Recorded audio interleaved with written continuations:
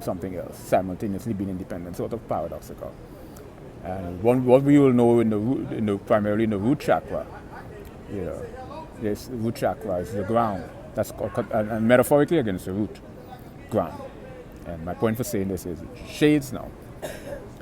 The shades, when you illustrate shades on a two-dimensional canvas, the shades is what ground the art. And that's light, what makes it pop. Again, light is it could be white, or it could also be the exact color of the sand, but a lighter variation of the sand. And in art, they call it values. So darkness is what grounds the sand, and light is what makes the object pops.